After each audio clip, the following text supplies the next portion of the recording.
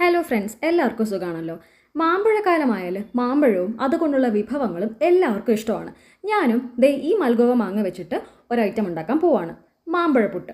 അപ്പോൾ മാമ്പഴപ്പുട്ട് ഉണ്ടാക്കാനായിട്ട് ആദ്യം തന്നെ ഞാൻ മാവുണ്ടാക്കി മാറ്റി വെച്ചിട്ടുണ്ട്. അതിനുശേഷം ഞാൻ ഈ മാങ്ങ എടുത്ത് തൊലിയെ നല്ലോണം ചെത്തിക്കളയുന്നുണ്ട്. കറയുള്ള ഭാഗം കുറച്ചധികം ആയിട്ട് ചെത്തിക്കളയുക.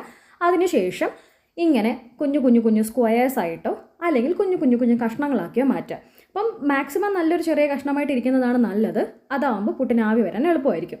അപ്പം ഇങ്ങനെ മൊത്തമായിട്ട് നമുക്ക് ചെത്തിയെടുക്കുക. അതിനുശേഷം ഇതുപോലെ അങ്ങോട്ട് കഴിക്കുക. എന്ത് ടേസ്റ്റ് ആയിരുന്നെന്നോ. അതിനുശേഷം നമുക്ക് പുട്ടുണ്ടാക്കാനായിട്ട് തുടങ്ങാം. പുട്ട് കുറ്റി എടുക്കുക, അതിനകത്തേക്ക് മാങ്ങ കഷ്ണങ്ങൾ ഇട്ട് കൊടുക്കുക.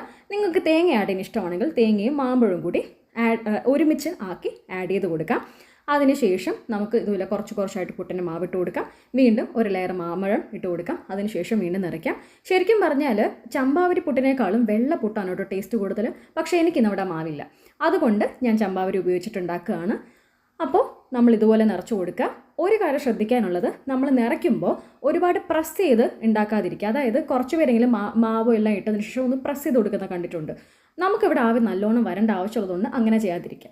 അപ്പോൾ ഇത് നമ്മുടെ പുട്ട് ഇവിടെ ഫില്ലായിട്ടുണ്ട് കുറ്റിക്കകത്ത്. നമുക്ക് ഒന്ന് ആവി കയറ്റിയെടുക്കാം. ഒരു 5 മുതൽ 7 മിനിറ്റ് വരെ തന്നെ വേണ്ടി വരുള്ളൂ. അപ്പോഴേക്കും തന്നെ നന്നായിട്ട് ആയി കിട്ടും. നോക്കിക്കേ, നമ്മുടെ മാമ്പഴപ്പുട്ട് ഇവിടെ ആയിട്ടുണ്ട്. മാങ്ങയൊക്കെ നല്ലോണം വെന്ത് അതിൻ്റെ ചാറ് ഈ പുട്ടിനകത്തേക്ക് ഇറങ്ങി നല്ല ടേസ്റ്റി ആയിട്ടുള്ള ഫുഡാണ്. എന്തായാലും എല്ലാവരും ഉണ്ടാക്കി നോക്കുക. ഉണ്ടാക്കി നോക്കുന്നവർ കമൻറ്റ് ചെയ്യാൻ മറക്കരുത് കേട്ടോ. അപ്പം ഹാവ് എ നൈസ് ഡേ എല്ലാവരും.